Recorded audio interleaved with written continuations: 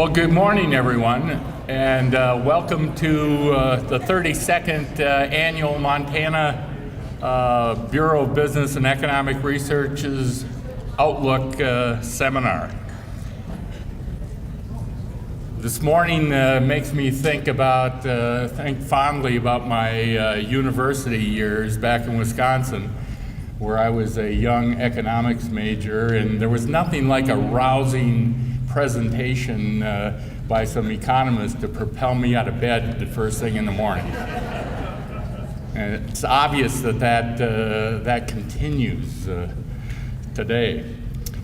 Well, I'd like to welcome everyone on behalf of First Interstate Bank, Montana's Economic Outlook Seminar. I'm Mike Hickey. I'm president of First Interstate here in Missoula. And as I mentioned earlier, this is the 32nd year of the Bureau of Business and Economic Research's Economic Outlook Seminar. And First Interstate Bank is once again proud to present it to communities across Montana. For the past 32 years, this has proven to be one of the most anticipated economic seminars that occur in the state. And as a Montana-based organization, First Interstate Bank felt it was natural for us to partner with the university and the Bureau to bring this seminar to communities across the state. As Montana's largest bank, we operate exclusively in Montana and Wyoming, so the economy of this region is critically important to us as it is to everyone in the room. So we've got a great program today. And to tell you more, I'd like to introduce Mr. Charles Keegan, who for many of us is a fixture associated with this event. And Charles will function as today's moderator and has long been associated with the Bureau of Business and Economic Research at the University of Montana. So, thank you, Mike.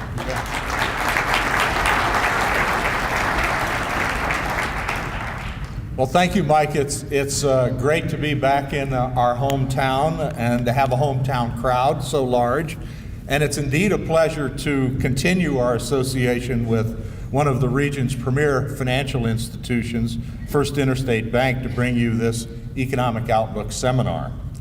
First Interstate's support is one of the major reasons that we're able to bring you, as Mike said, what is now our 32nd in a series of Economic Outlook seminars.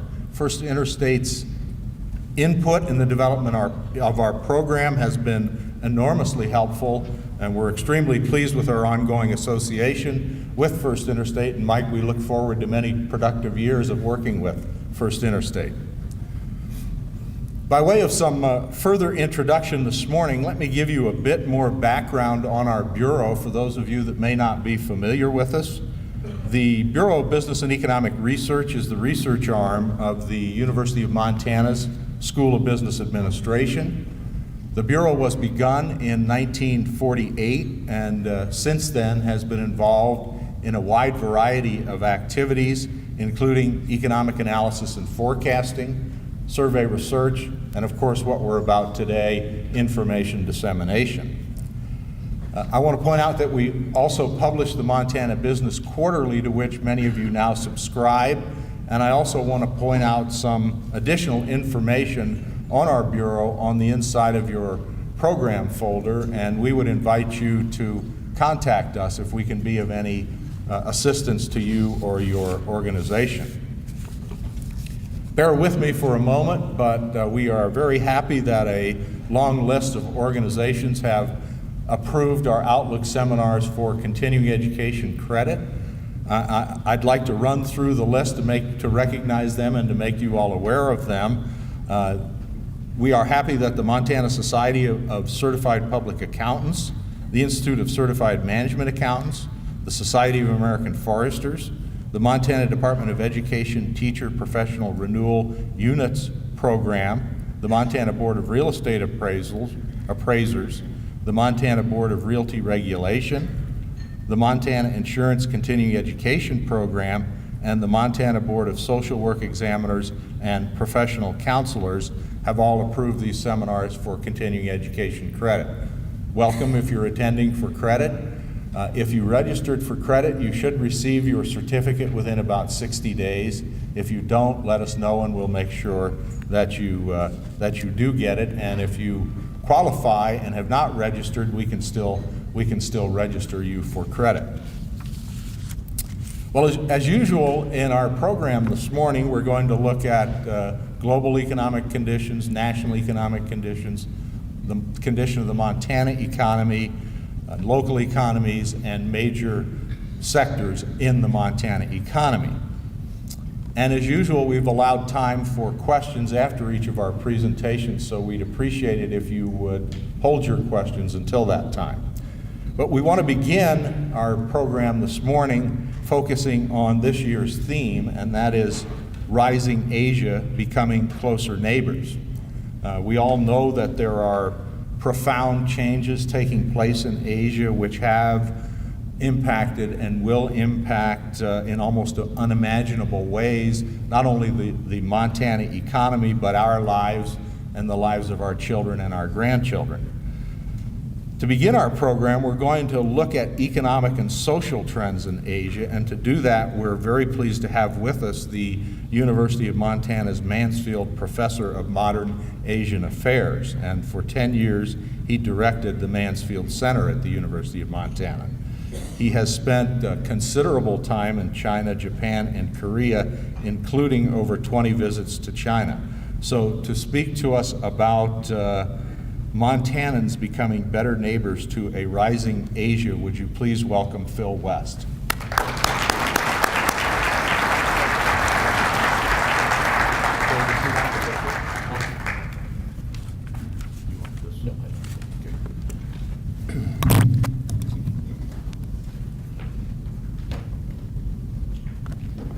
Good morning.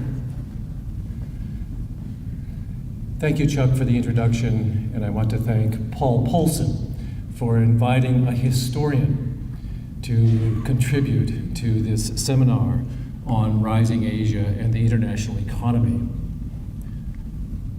Most everyone in the room knows Mike Mansfield.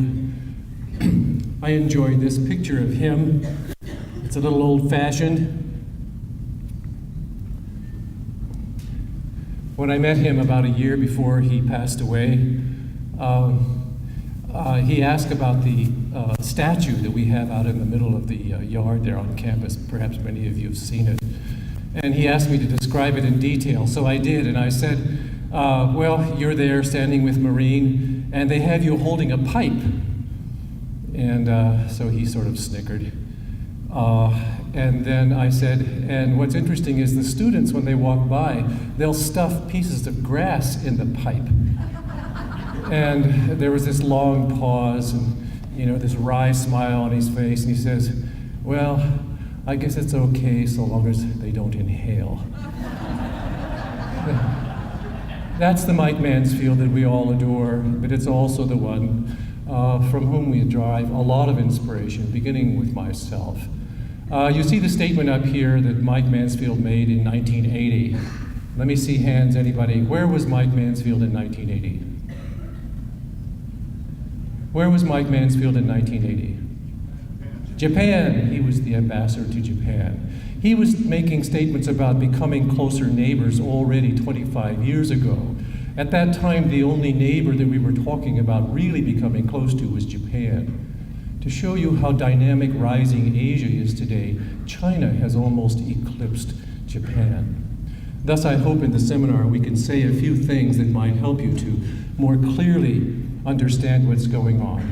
Below Mike Mansfield's quote, you can see that of Napoleon Bonaparte, okay? And it's very, if you will, prescient. 2 centuries ago, he too, perhaps out of fear, anticipated the rise of China and what it would mean to the world. Asia is huge. Asia, by the way, is not an Asian word. It's a Western word. And we tend to apply Asia to all those people who live over there. Students in our classes quickly know that you don't do that. In China, there's no such thing as an Asian restaurant. They're just and they're not even Chinese restaurants. They just call them restaurants according to their locality. Here today, we're going to focus, excuse me, I'm like Mike Mansfield in this technology is a little bit. This is China. And China is a part of East Asia, which includes 4 countries. China, and there's Japan, there's Korea, and then Vietnam. They're all part of East Asia because they are all part of the Confucian tradition, which comes from China. The other major part of Asia is South Asia, and so you can see that is predominantly India and other countries. China and India have very little in common, separated completely by the Himalaya mountains. The languages are completely different. Their own philosophical and religious traditions are completely different. And what's interesting is just in the last few years, we're now putting China and India together purely for economic reasons. Southeast Asia, we'll not talk much about that today. And then we have the Middle East, which is not a part of the rising Asia that we're talking about today.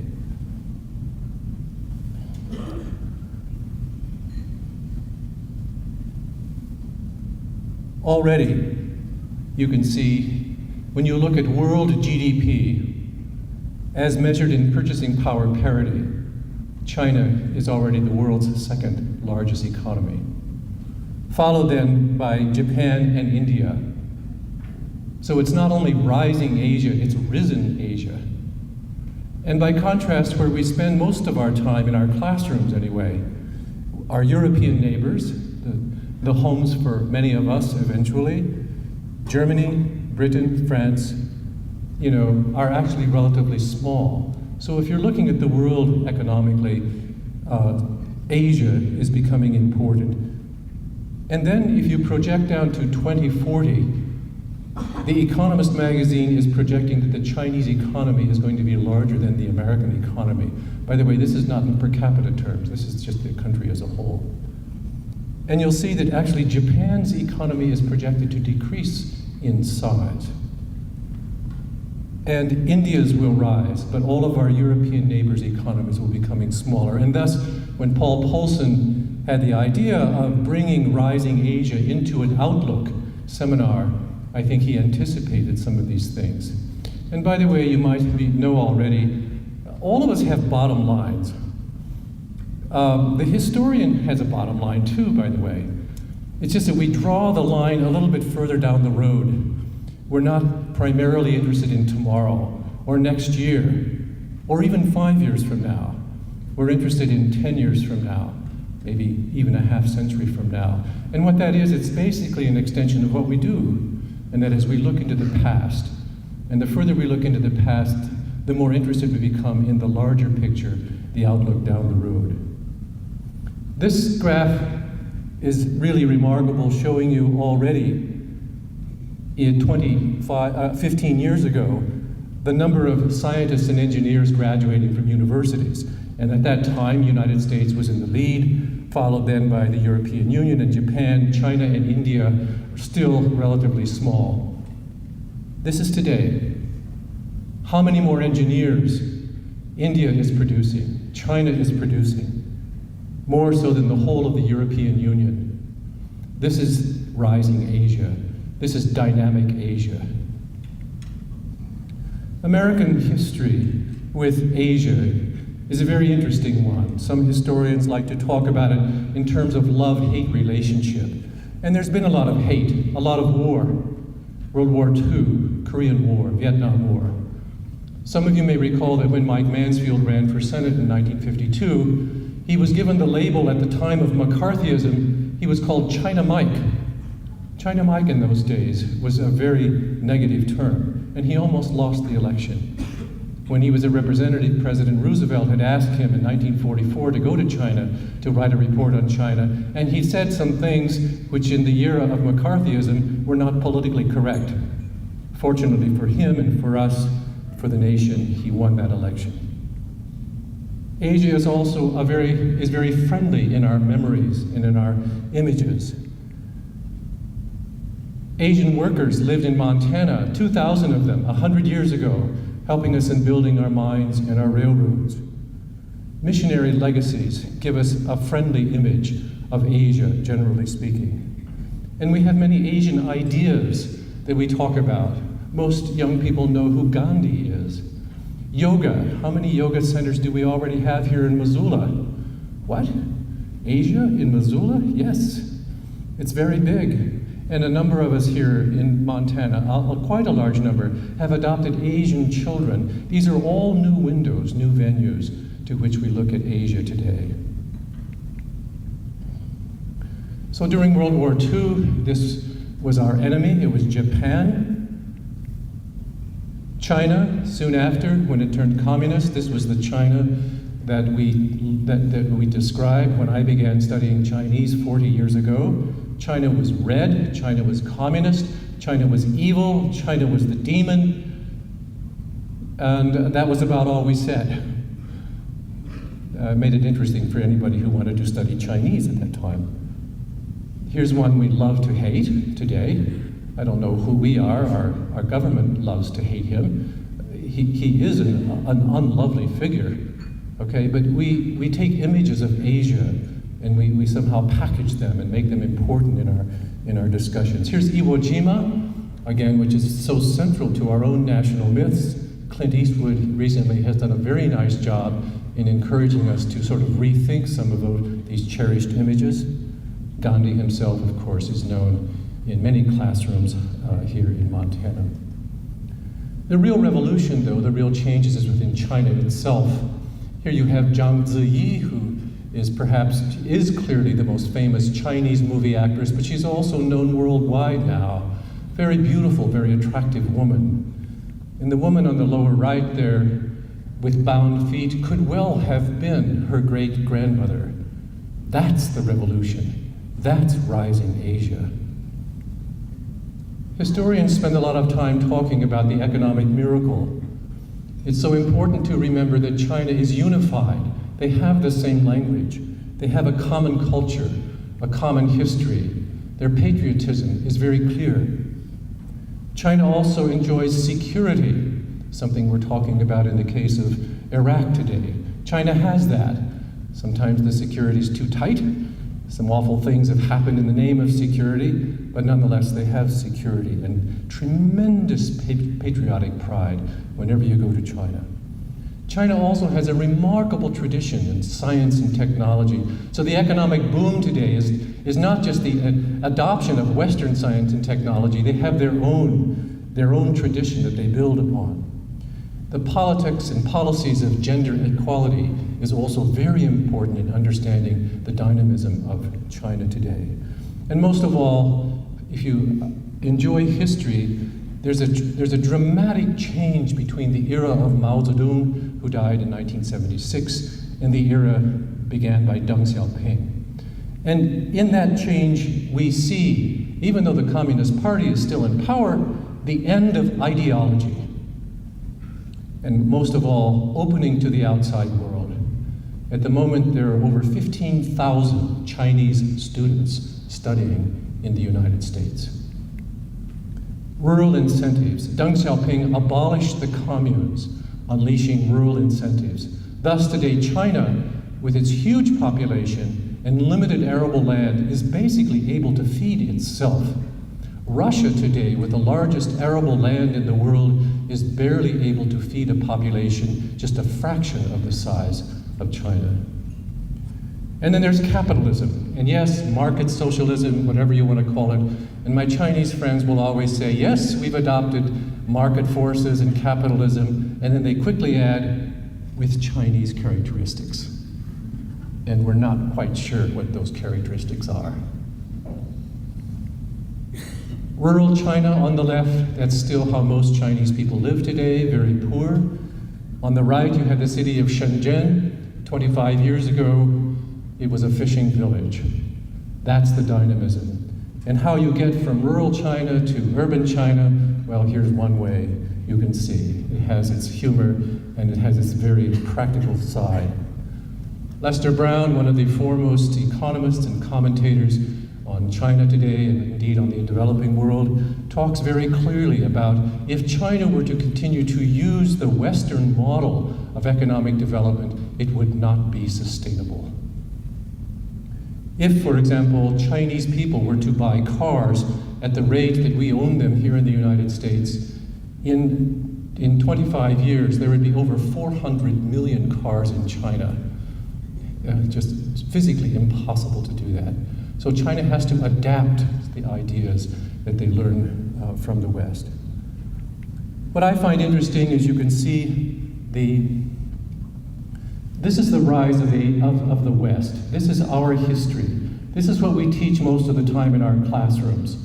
This is the American story, beginning in the early 19th century. You can see how the Industrial Revolution kicked in, and this gave the Western powers the power that they have, and gave us our dominance in the world. Dominance as expressed in terms of our proportion of global GDP. What I find interesting is we're looking at rising Asia. Rising Asia, for most of our history, has been actually far below the West. And so we've tended to look down on Asia. But what The Economist is projecting is that rising Asia is such a phenomenon now that by the year 2025, that's just 20 years from now, the rising economies, China's not the only one, India's not the only one, but those economies together are going to far dominate in terms of economic power alone, the economies of the developed economies in the world. Here to give you an example of just how impressive Chinese technology was in the 15th century. When Christopher Columbus came to America, he came in this little ship called the Santa Maria. You can see it in the center there. It was 85 feet long. Chinese naval ships earlier in the century actually were 5 times that length. Of course, historians then struggle with this question. Well, what happened to China? Why did you turn your back on your own scientific and technological progress? And that's something we can talk about another time. What I find so interesting in looking at China today is to appreciate how they view traditionally what it means to govern. This character that you see in the center of the slide there is pronounced Zhi. Okay, everybody, 1, 2, 3, Zhi. Now that's not very good. Come on, Zhi. Okay, that's a lot better. Paul doesn't want me to turn this into a Chinese lesson, but I thought I'd just sneak this in. But what's so interesting about this character is you look on the left-hand side, that character, if you spread it out into its original form, it means water. And then on the lower right-hand side, this character means mouth. So that to rule or to govern in China meant that you had to control water, and at the same time, you had to feed the population. You had to feed the people. That's political legitimacy. Those were the 2 things that you did. National defense might have been in there, but that's not at the heart of the concept of what it means to govern. So you can see population growth in the modern times. This becomes a problem if you have so many mouths. What impact is that going to have on government?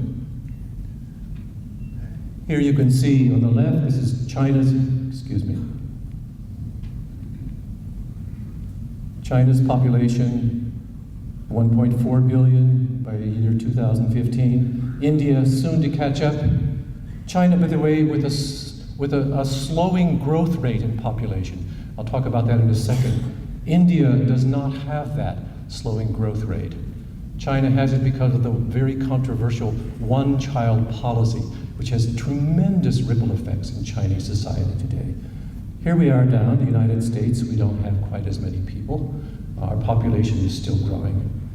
Japan, which has been so important in our thinking about rising Asia recently, is actually quite small, and what you'll notice is the Japanese population has stopped growing.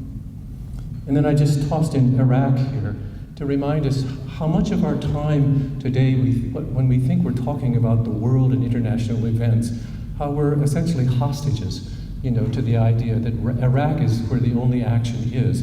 Of course it's very important, but again, we historians would be happy if more of our attention were given to other important issues. So that progress, this idea of progress, which used to mean and still means for many people just growth, now must also mean sustainability, and especially so in China.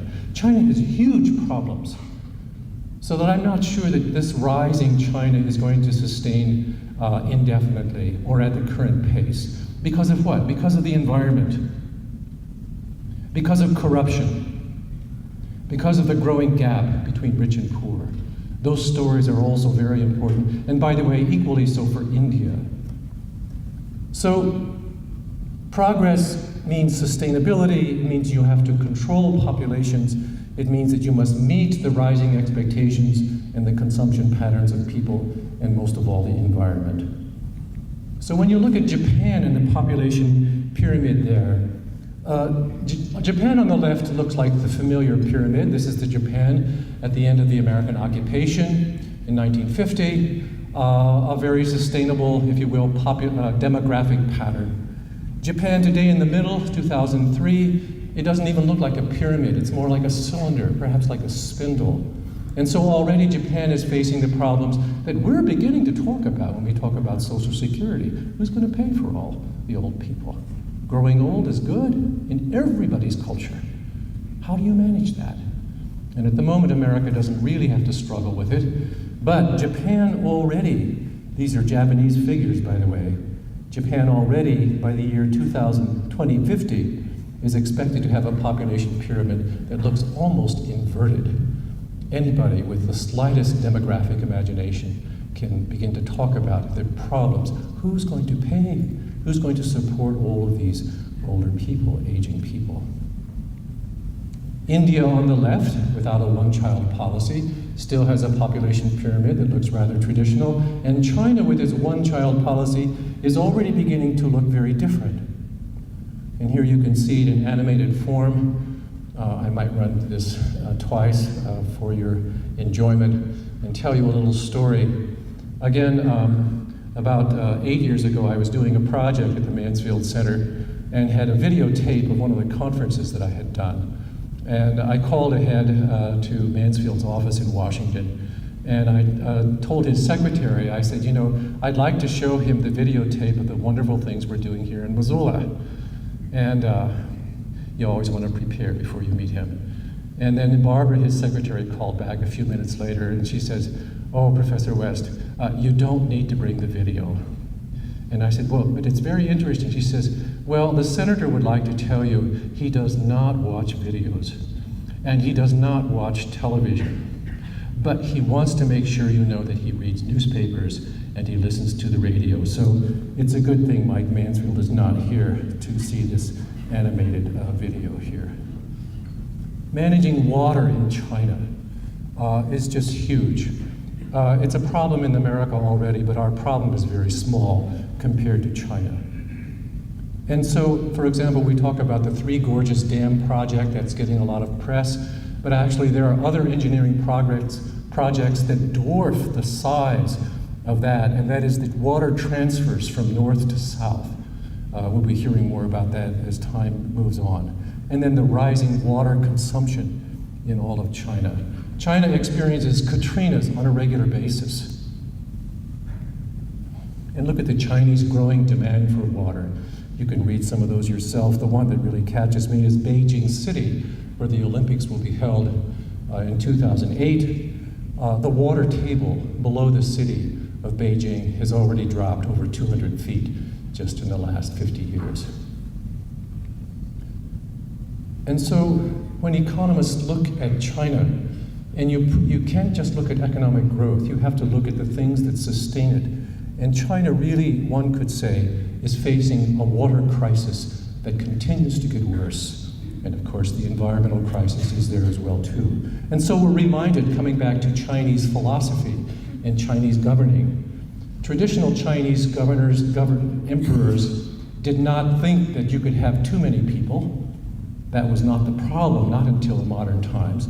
Nor did they think that water itself would become such a problem that you couldn't sustain the government, that you couldn't sustain society. And so I find this traditional character to be very if you will, modern in the sense, reminding us that governing means you do have to control water. You have to control the environment. And so the Chinese character, I think, applies not only to China, but to us as well. So we're optimistic about China. I am. I was born optimistic. Yes, there's opportunity for us all. My colleague Arnie Sherman goes to China occasionally and takes groups with him, and I think some of you have probably gone along with him. It is exciting. It's where the action is. I'm also reminded that Montana itself as a state, though, has its limitations in terms of economic power, and I wouldn't wish that McDonald's might move from Oak Brook to Missoula, but if that were the case, they would be co-sponsoring this Outlook seminar, with First Interstate Bank, and it would be a very different economic outlook for the state as a whole. Montana, who are we? What do we have to offer the world? Well, we're a lot of wheat, as you can see from the map, especially outside of Missoula, in the northeastern part of the state.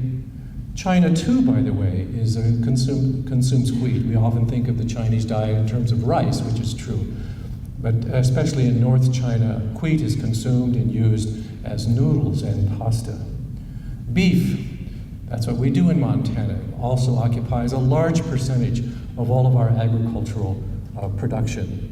The cow or the beef in the upper left-hand corner, that's Chinese beef. Okay, that's not the kind that you serve out here in the steakhouses in Missoula. It's a water buffalo. I've eaten some of that. I wanted one time to try to get some steaks. I was homesick and culture shocked. And so the butcher said, yeah, here's your steaks. And they looked really good. I mean, just bright red and all of that. But they're just absolutely inedible. I mean, the poor buffalo had been living for 15 years already, so he'd done his work. The buffalo's revenge, I suppose. And so the only way that you can eat beef really is to just chop it up real fine, shred it, then deep fry it for a long time. And you put that together with some hot peppers and you'll be okay. But the Black Angus that is our Montana mantra, that's not China. Whether or not there's some opportunity, let's say, for our colleagues who raise beef cattle in China, it may not be in actually the exporting of beef, much as I admire Senator Baucus, who's been valiant in trying to increase Japanese, South Korean, and Taiwanese beef consumption of Montana beef, that for China it's still an open question, how much might happen there. And it might not be in beef itself, but rather in stock. It might be in the embryos, and it might be in semen. What are you saying? There's McDonald's. That's beef. Those are Big Macs. Yes. This is the complexity of China. This McDonald's, which is located just a few football fields away from Tiananmen Square, was touted with the dubious distinction a few years ago as being the largest McDonald's in the world. We don't know what to do with that quite, do we? And so isn't there a market there? Well, yes and no. Montana Beef is National Cattlemen's Beef Association is optimistic that there will be opportunities, by the way. Ambassador Wang Yinshan recently made some comments specifically about Montana, saying hopefully that beef can make some inroads into China as well. But again, to step back a step, Chinese diet patterns are very different from American patterns. Over 3/4 of the Chinese diet is cereals. Less than 1/4 of our diet is cereal. Over 1/3 of our diet is animal and animal products, whereas in China it's less than 10%. These will change a little bit as Chinese become more urbanized. That does affect diet patterns, but dietary patterns also tend to be pretty stable. So let me wrap up. We're already becoming closer neighbors as consumers. Without Asia, there wouldn't be the box store economy, which surrounds our hotel and our gathering today. Is that good? Well, that's another Outlook seminar. But one can say how many jobs just in Montana alone have been created by the box store economy. That's becoming closer neighbors. Asian consumers, how much are they going to buy of things that we produce? I don't know. Again, Arnie Sherman likes to encourage Montana people who manufacture products to find sales here and there. What significance that is down the road, again, I don't know. Maybe something will happen that we haven't thought of. But then, as being neighbors, we have many exchange programs. I'm sure in the audience today there are many of you who have visited China as tourists, maybe have joined study tour programs, and of course our students. Now more and more we have students, both high school and college students, going to Asia, learning the languages, and that's becoming closer neighbors. In the classrooms, we're doing a better job. Here at UM and at MSU, we have the full complement of Chinese and Japanese. Carroll College does a great job in East Asian cultures. We're finding more and more units that are being used on Asia, being inserted into social studies programs, also in the humanities as well, by the way, I must say. So I think we're making some progress. My favorite, of course, is a seminar that I've been doing for 8 years with Montana public school teachers, sponsored by the Freeman Foundation. So far, we have over 100 Montana teachers who've taken 2 hours of graduate credit just on East Asia, so that when they talk about Asia in the classroom, they're better prepared. And we have 20 more that will be coming to the seminar in 2 weeks. And lastly, we have Mike Mansfield. What is his legacy? What does it mean to become closer neighbors?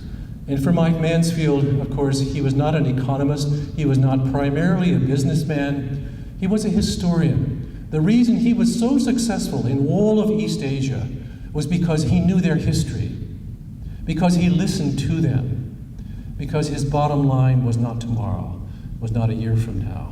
His bottom line was friendship and a sustainable neighborhood, down the decades. So before I close, what's the word for governing in Chinese, anybody? I can't hear you. Zhi. Okay, say it, zhi. Okay, we did learn something today. Thank you.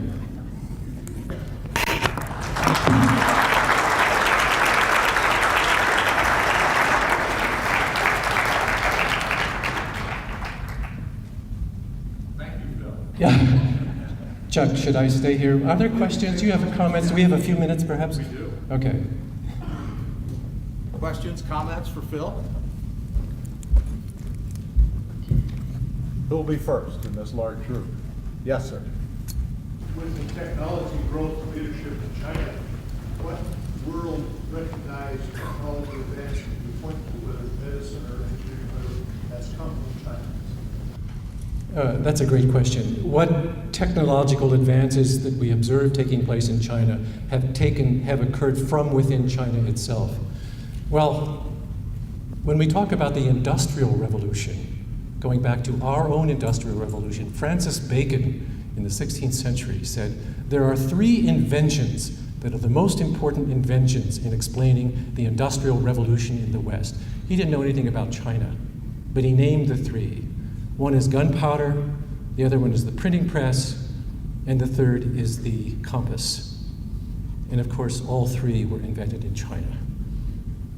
Today, we talk about scientific breakthroughs. Those of you who are interested in alternative medicine, I don't know if that's a scientific breakthrough or not, but that's also a part of it.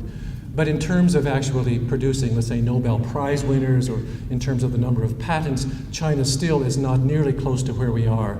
But they have, if you will, the gene pool and now the pool of science and technology expertise that I think in coming years we're going to see more breakthroughs that we identify with as Chinese-produced technology. Thank you, Phil. Other questions, comments for Phil? Yes.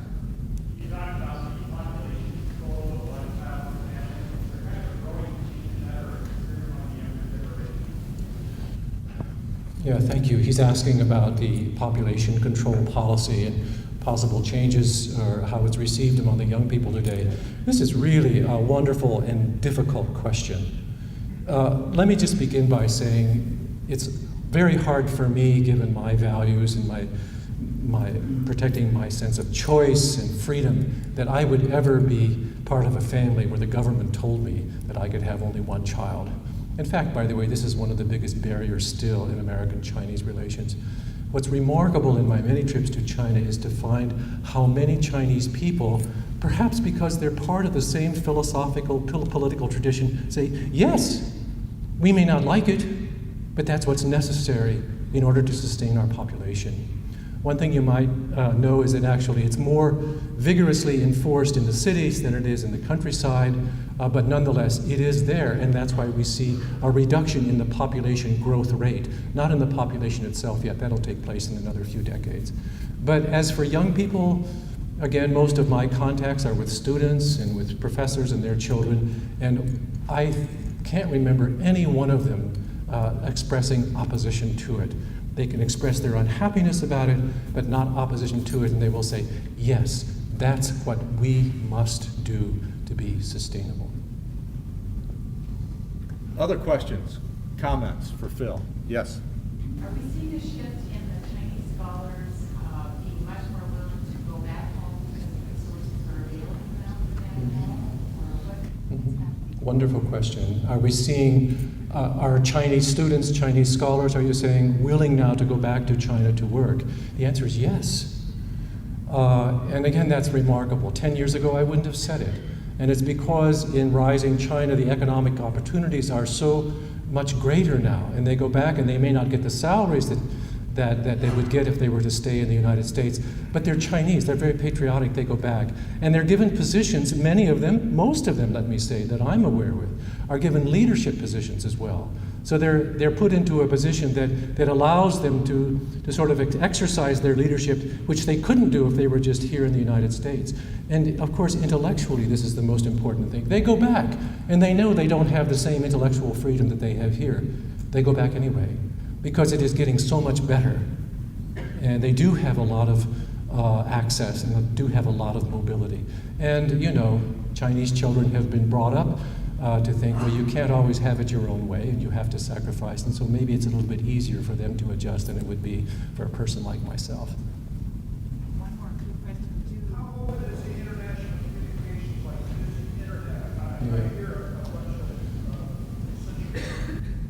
Yes, the question back here.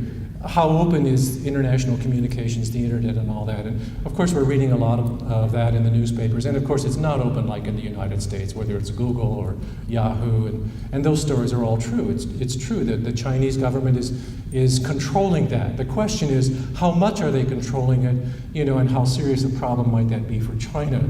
And that's open to debate, by the way. My Chinese friends don't like it. But the Chinese now, the young people with their laptops, with their cell phones, and with their tremendous, if you will, digital skills, there are ways of circumlocuting. You know, you get around it.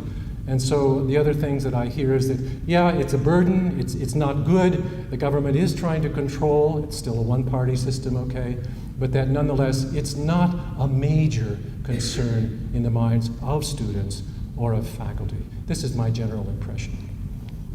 You could take one more, Phil. Yes.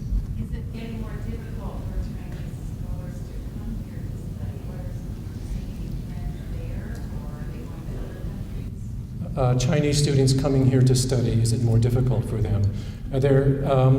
10 years ago, actually, the United States was the preferred location for Chinese students and scholars to come here. Now, many men are going to Canada, are going to England and to Australia for two reasons. One is homeland security. It's very hard to get visas into America today. And the second one is simply expense. Up 20 years ago, when Chinese students first, well, just 15 years, when Chinese students first came to the University of Montana, we had 83 in one year, 1995, as I recall. And the majority of them were called gongfei, which means that they were provided with the tuition was paid for by the government. That's all gone, speaking of privatization.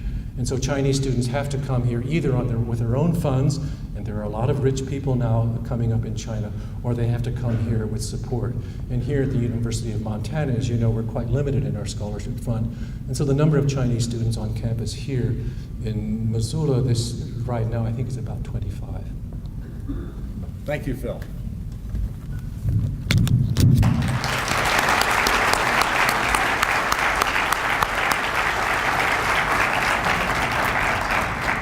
I'm sure you will agree, absolutely fascinating, and we're very, very happy to have Phil with us this year to kick off our Outlook seminars.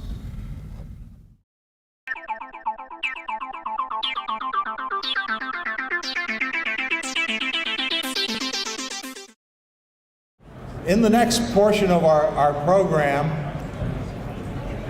we're going to look, we're going to go from the global to the national to the state to the local economic outlook and conditions. And to do that, I would like to introduce the director of the Bureau of Business and Economic Research. Would you please welcome Paul Polzin?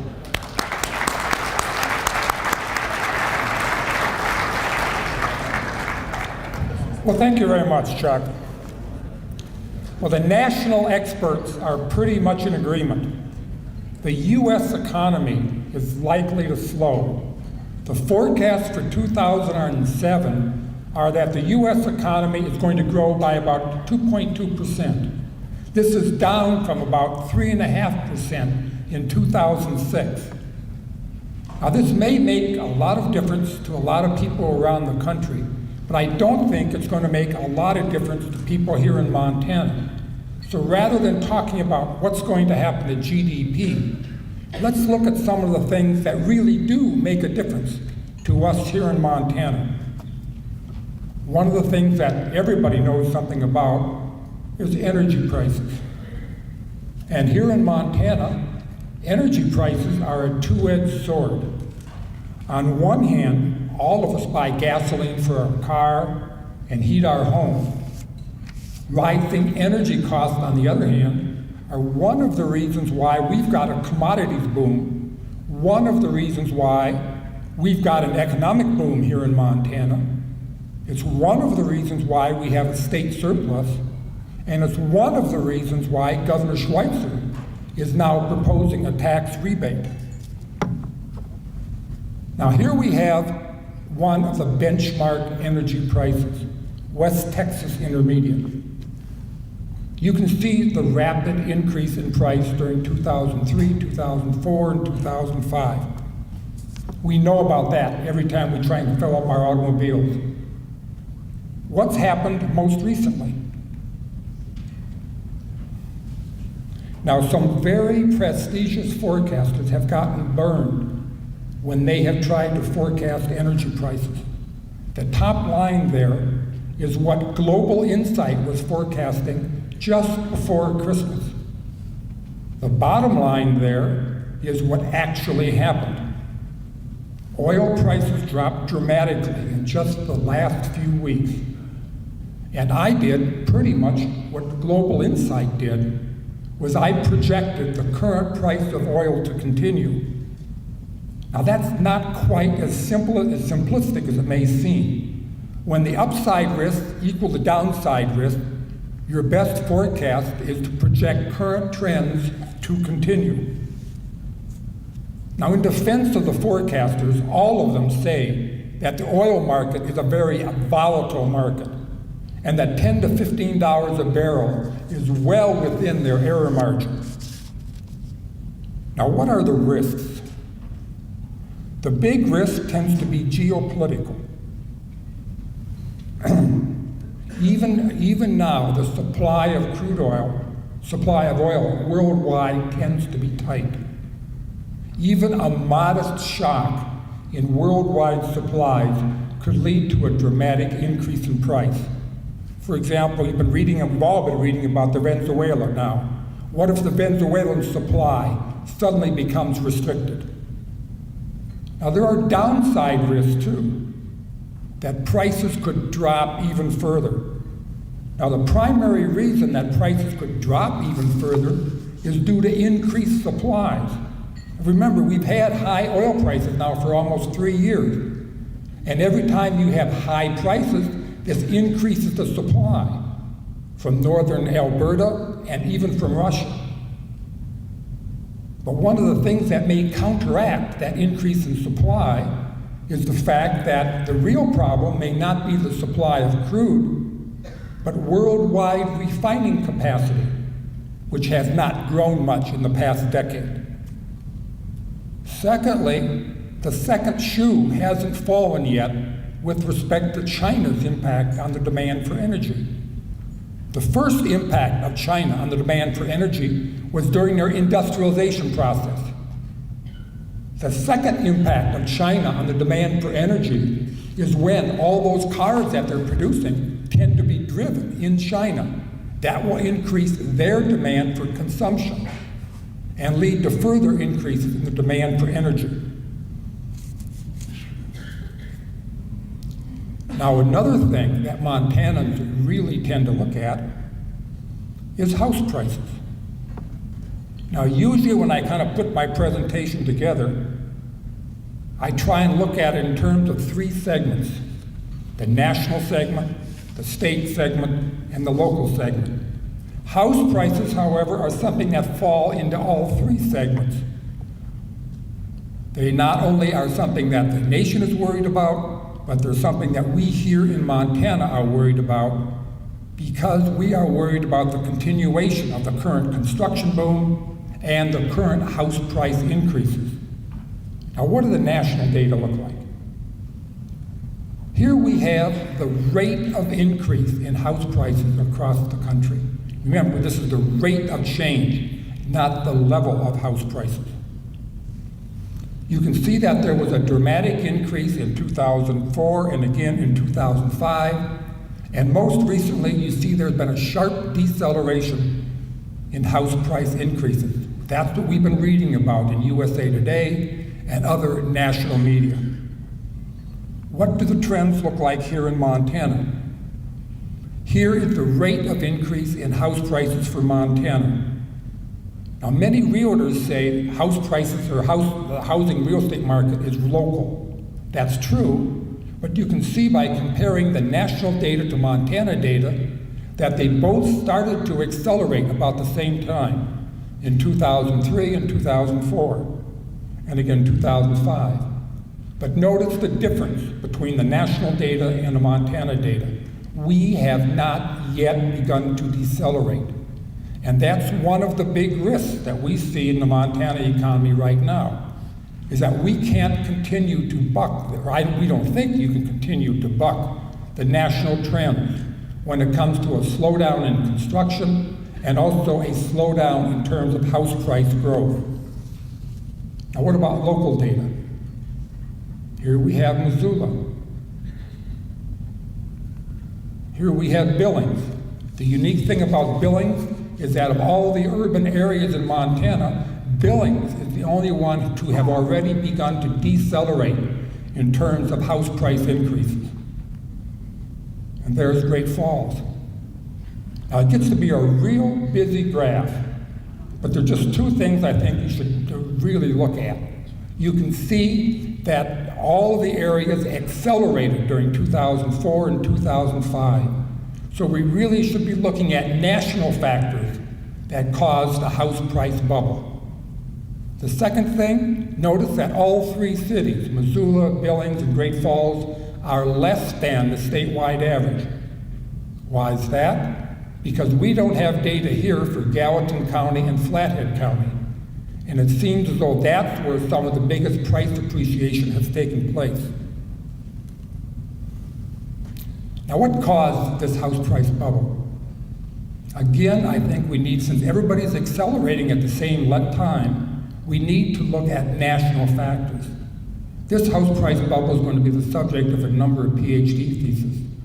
But I think three causes come out as causing the house price bubble nationwide. First of all, there was a decline in interest rates in 2002 and 2003. It was rapid economic growth during 2003, 2004, and it was financial innovation in the financial services industry. Things like interest-only mortgages and devices like that. Now, at the national level, the cool down in the house price or in the real estate market appears to be quite orderly, with the exception of a few cases on both coasts, in New England and also in California. But again, the real risk is here in Montana. How long can we continue to buck the trend, and what will happen here in Montana when construction slows down and when the house prices begin to cool off too? And this is going to be particularly important in some local areas like Gallatin County and like Flathead County.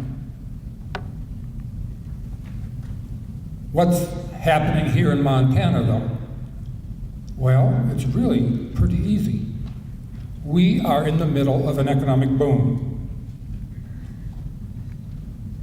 We have had rapid economic growth since 2003. Just to give you some idea, the long-term average since 1980 is growth in Montana of about 2% per year. So you can see that every year since 2002, we have exceeded this long-term average. And you can also see that we're forecasting slightly slower growth in 2007. The reason why we're forecasting slightly slower growth is not because of weaker fundamentals, but because we anticipate that construction will slow down and also house price appreciation is going to slow down, hitting the construction industry and hitting the real estate industry. Now we hear a lot about this economic boom, and we hear a lot about natural resources. But I think it's important, and it is very important, to realize that this economic boom does not have just one cause. It has a number of causes. All of the sectors of Montana's economic base have turned strongly positive and have contributed to growth in Montana. Now, what are the movers and shakers in terms of the Montana economy? There you have the big five. Non-resident travel, mining, manufacturing, and wood and paper products are part of manufacturing, agriculture, and the federal government. All of these sectors have contributed to the recent economic growth. And notice that I don't identify who's number one, because it's not important who's the biggest. The important thing is how have they contributed to growth. Now, one way that we can illustrate the fact that this boom has multiple causes is to do some simulations. Again, here we have the past 5 years of economic history in Montana. What if we conduct a simulation and say that there was no natural resource boom? Now, the way we do that is we hold mining constant in 2003. Mining is where most of the increases in oil and gas exploration have taken place, and also the increases in terms of copper mining in Butte and Lincoln County. So what if there had been no mining boom? What if there had been no increases in mining after 2003? You can see that it would have reduced our growth rate, but we still would have had strong economic growth. Now we can do this with the other components of Montana's economic base. In the last several years, we've had strong growth in manufacturing. Chuck will be talking about that later today. What if there were no increases in manufacturing after 2003? This is what growth would look like. Now, one of the basic industries that we don't talk much about is the federal government. And the federal government is important in Montana simply because they own so much of it. Now, there were significant increases in the federal government in 2002 and 2003. Those were primarily Homeland Security and national defense expenditures, representing Border Patrol along the High Line and increases at Malmstrom Air Force Base. But again, you can see what would have happened to the Montana economy if there had been no growth in federal government. And finally, construction and real estate. Just how much of the current economic boom is because of the continued growth in construction and continued growth in real estate. Here you can see what growth would have looked like if there had been no growth in construction after 2003. Notice that about a half a percentage point of growth is affected. So we would have grown about 0.5% less if there had been no construction boom. So again, this boom has got multiple causes. Now let's try and put this boom into historic perspective. Here we have the last 75 years of economic history in Montana. What do things look like currently? What's our current economic boom look like? Here you have the figures for 2003, 2004, 5, and 6. When was the last economic boom in Montana? It was during the 1970s. Again, that economic boom had multiple causes. That was oil and gas related, was also the beginning of coal development, and it was also large expansions in the wood products industry. What about earlier? When was one before that? Well, then we have to go back to the 40s and 50s. And again, it had multiple causes. This was the first oil and gas boom and very strong conditions in Montana agriculture. So what causes economic booms in Montana? It's when we have multiple causes, when a number of Montana's basic industries have strong conditions simultaneously. Now, natural resource booms, I think, have gotten a bad reputation. Because whenever you hear natural resource boom, you almost automatically hear boom and bust right in the same sentence. Well, let's kind of see what the data has to say about boom and bust here in Montana.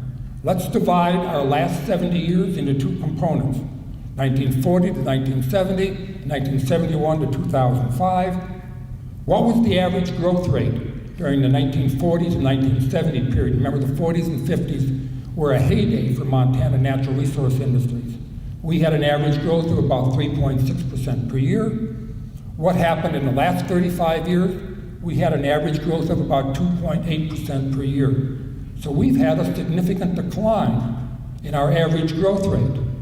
Well, maybe we're growing slower, but maybe we don't have to put up with boom and bust. Maybe we have more stability. Maybe we can trade off growth for stability. Well, one way we can measure variability is by computing standard error. Remember that in your stat course? Standard error measures variability around a mean. You can see the standard error for the earlier period was 2.8%. The standard error for the latter period was 3%. So we really haven't become less volatile. Volatility has increased a little bit, or a conservative explanation is that it stayed about the same. So when you hear the term natural resource boom, don't dive for cover, because it doesn't necessarily mean boom and bust conditions. Now, we are having strong natural resource boom. We are having strong conditions in our natural resources. What's causing it? Real quickly, cause number one, demand growth in developing countries like China, India, Indonesia, and what happens. Phil talked a little bit about that earlier. We had oil supply shocks in 2003, 2004. We had the declining value of the dollar. Why is that important? Well, the price of oil and many commodities are priced in terms of dollars. As the value of the dollar has gone down, the price of these commodities around the world has actually gone down. And finally, the 1990s were a period of very low natural resource growth. There were almost no additions to worldwide capacity during the 1990s. Now, what has this done? Well, we all know what's happening to the price of oil. But I think many of us don't realize that the price of other commodities has gone up just as fast or even faster than the price of oil. This is the condition as it existed a year ago, January 1st, 2006. What happened during 2006? Well, we had another bubble. This time it wasn't in the stock market, it wasn't in house prices, but it was in commodity prices. And all bubbles burst. You can see what happened to the price of copper. The price of copper was the first one to go up. It's also been the first one to go down. We will also see declines in the other prices as the bubble tends to burst. What are the forecasts for commodity prices? Here are the forecasts presented by Scotiabank. Scotiabank is a Canadian bank that really pays attention to the worldwide commodity prices. Look at copper. You can see that they are forecasting a decline in the price of copper. But remember, that's from that very high peak, that inflated peak. Even after the decline in the price of copper, it's way above what it was from 1990 to 2004. Same thing's going to happen to the other commodities. They too are going to go down in price, but only to where they began in 2006, not back to where they were in the 1990s. We are also very optimistic about Montana's coal future. Now, what's the traditional use for Montana coal? The traditional use for Montana coal is to be burned in electrical generation plants and used to create or generate electricity. We can either ship the Montana coal to Minneapolis or Portland on unit trains, and that's converted to electricity there, or we can convert it, we can do like coal step 3 and 4, convert it to electricity here in Montana, and then ship it via unit trains. Montana's coal market area is basically the northern tier states, from Washington over to Michigan.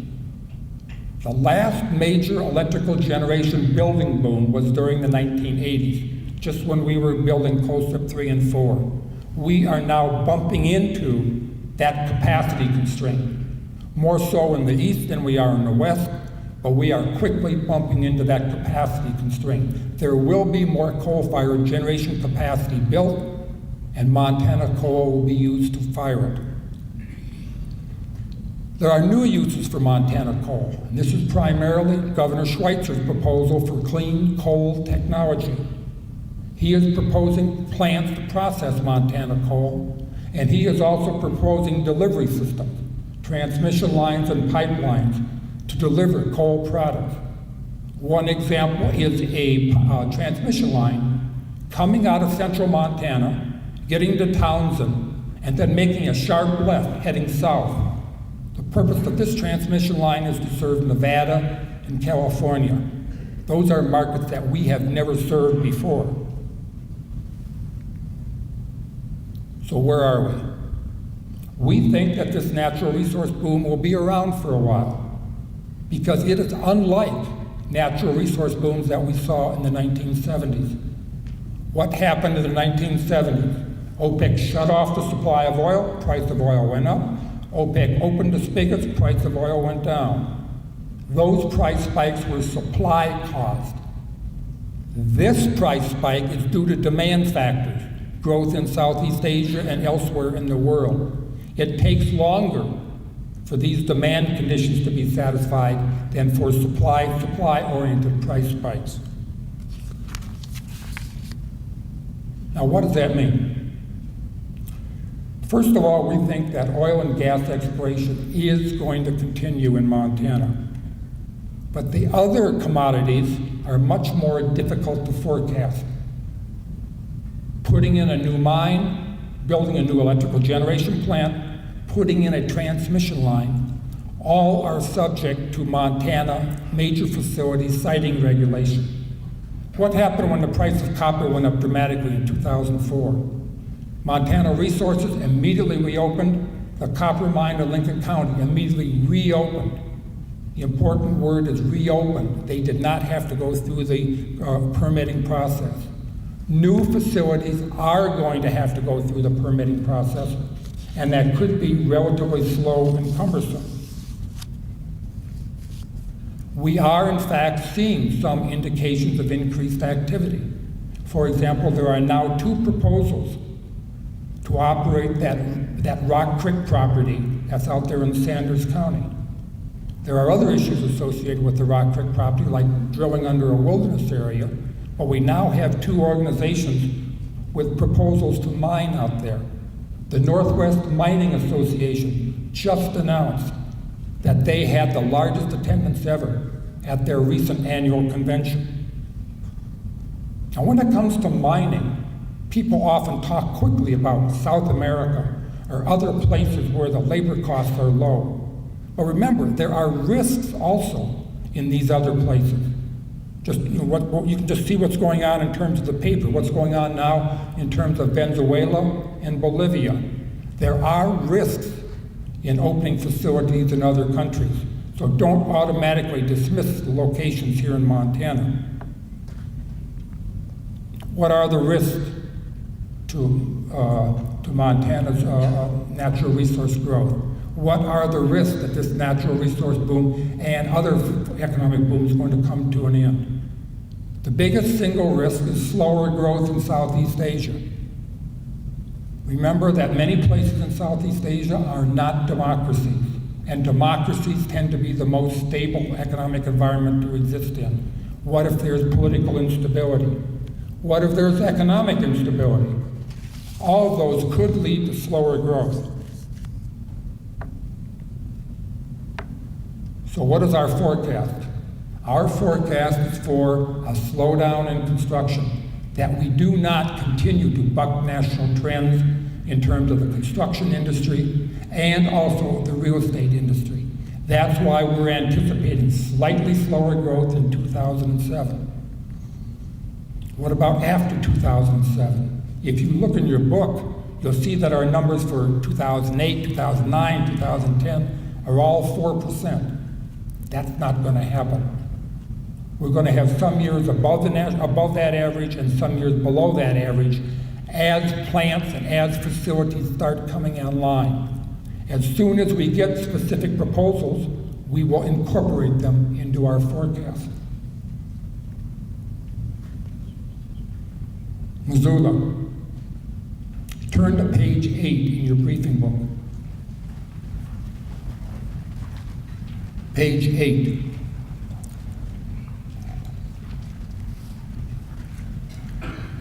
Look over at figure 3, halfway down the page over there on the right. This compares employment growth here in Missoula to the statewide average. What's interesting is look at the first couple of years there, 2000, 2001, 2002. Missoula actually outperformed the state during these recession years. Now that's really interesting because Missoula normally has a pro-cyclic economy.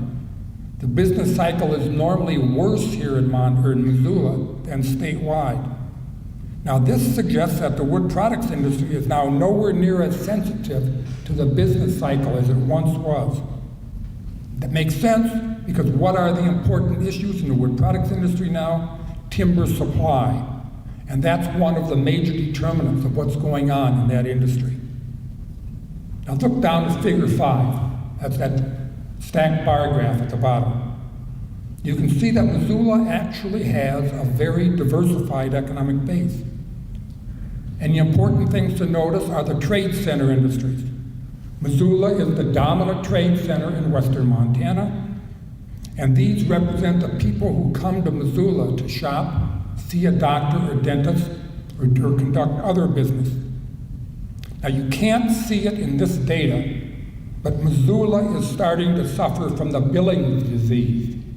And the Billings disease means that our share of regional retail trade is starting to decline. We see that in Billings as Miles City and Bozeman start to eat away at the trade center industries in Billings. We are seeing that here in Missoula as areas like Hamilton and Kalispell are starting to eat into our domination as a retail center. This has not affected the service center, however, and as we'll see, it has not affected things like the healthcare industry. Now there you have the last 5 years in terms of Missoula's economic growth, continued growth between 3 and 5%. Now we can conduct experiments with Missoula just like we did at the state level. What are the important determinants of growth here in Missoula, and how have they affected things? Now we haven't talked much about the University of Montana, but if you look at your little graph, you see that state government and University of Montana accounts for almost 20% of Missoula's economic base. There were significant increases at the University of Montana and state government early in the decade, 2002 and 2003. This is what Missoula's growth would have looked like had there been no growth at the university. Now we know student enrollment stayed about the same, so most of this growth is probably research related rather than student related. We know healthcare is important here in Missoula. What if there had been no growth in the healthcare industry after 2002? Again, you can see slightly slower growth. Real estate, that's the big one, construction and real estate. What would have happened to Missoula's growth if there had been no growth in construction and real estate? Again, you can see that about 3/4 of 1%. would have been knocked off our growth rate if there had been no growth in real estate. Finally, for all you people who came up from Ravalli County, this is what Ravalli County's growth looked like in the last several years. And you can look later, but the Ravalli County page is on page 15. A lot of talk about the construction boom in Ravalli County. What would have happened in Ravalli County if there had been no construction boom? You can see slightly slower growth, but not a dramatic effect. And so if you look at counties like Gallatin County and Flathead County, half of their growth was due to construction. You see the strong growth in Ravalli County in 2006 and 2007. That is due to strong construction, but not residential construction. That's Highway 93, plus also commercial construction, the new Walmart. So with that, I'd like to answer any questions you have. Questions? Comments for Paul? Yes, sir. Well, you put a different weight on industries that are initiating industries like mining and resources versus I see sometimes like construction, retail, or results of successes in other industries when bringing new dollars to the area or cause new dollars. I didn't get all that, did you? I think so. The question is, in analyzing the economy, do you put more weight on industries that bring money into an area versus those that might be as a result derived from bringing new money into an area? Is that the question? Short answer is yes. You know all those simulations I got out there? When I held mining constant, I applied a multiplier of 2 to that, which is Polson's first law. All multipliers are equal to 2. When I did construction, I applied no multiplier to it because we don't really know where that funding is coming from. So the short answer, yes.